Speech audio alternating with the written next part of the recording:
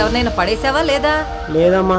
ఎవరినో ఒకరిని తొందరగా పడేసి ఇంటి కోడల్ని తీసుకురారా. ఇదేమన్నా సంతలో బర్రెల వ్యాపారమా? డబ్బులు చింటికి దొరుకురావడానికి. అమ్మాయిలే పడొద్దు. ఏంట్రా ఉదయ్ ఇక్కడున్నారు, కాలేజీకి వెళ్ళలేదా? ఏం వెళ్తాం లేవే, రోజు వెళ్లేదేగా. అయినా అక్కడికి వెళ్ళి మేము చింపేది ఏమైనా ఉందా ఏంటి? అవునే చిట్టి, ఎవరి బుజ్జి? అయినా నాకు తెలీదురా, ఈ సంవత్సరం ఇంట్లో కోడలు కాలి పట్టీలు మోగాల్సిందే. వచ్చే ఏడుకల్లా పిల్లాడు నట్టింట్లో ముట్టికి వెళ్లాల్సిందే. చూపులా భాషలే గుండెలో శ్వాసలై ఆశలు రేపెను నాలో. ఒక ఆడపిల్ల ఆపదలో ఉందంటే అక్కడికొకడు వచ్చాడంటే వాడు ఖచ్చితంగా తన లవర్ అయి ఉంటాడన్న సంగతి కూడా తెలియదంటరా.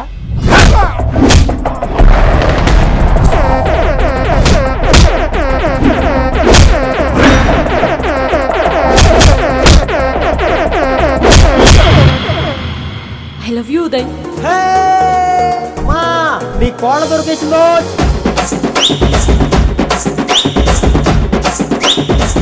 చూడు సావిత్రమ్మా, అసలే భర్త లేని దాన్ని కొడుకును చూసుకుంటూ బ్రతుకుతున్నావు. అప్పు తీసుకుని ఇప్పటికే చాలా రోజులైపోయింది. నీకు తెలుసు కదా, సమయానికి డబ్బులు ఇవ్వకపోతే ఎలా ఉంటుంది.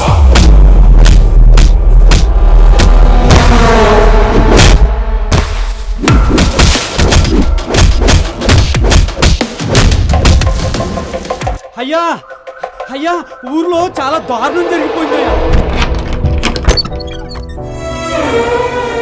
ఈ దేశంలో మర్డర్లకే గనక బహుమతి ఉంటే ఎప్పుడో ఫస్ట్ ప్రైజ్ కొట్టేసేవాడు. నా కోడల్ని పంపించండి అయ్యా. నేను డిసైడ్ అయిపోయా. ఎవడో వచ్చి ఊరికి ఏదో చేస్తాడనుకుంటే ఎవడో రాడు, ఏమి చెయ్యడు. మన ఊరిని మన మనుషుల్ని మనమే కాపాడుకోవాలరా. దేవుడు లాజిక్ మిస్ అవ్వలేదయ్యా, ప్రతిదీ కరెక్ట్ గానే సృష్టించాడు. కానీ మనుషులే లాజిక్ మిస్ అవుతున్నారు. ఎక్కడికి వెళ్ళి వస్తున్నావే? మా మధ్య అన్నీ అయిపోయాయి. ఇప్పుడే వాడితో పడుకొని వస్తున్నా.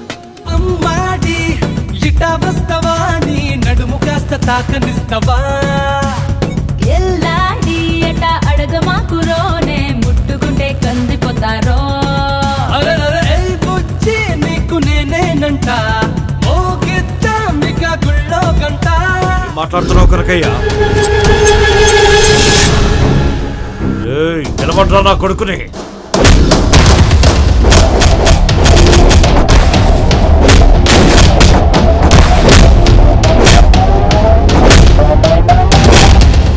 ఓరయ్యా, సినిమా ఎట్టుంది? సినిమా అద్దరిపోయిందమ్మా. అసలు ఆ ఫైట్లు, ఆ పాటలు, ఆ సెంటిమెంటు, అబ్బబ్బబ్బబ్బబ్బబ్బా ఏముందలే. నీకు నేనే.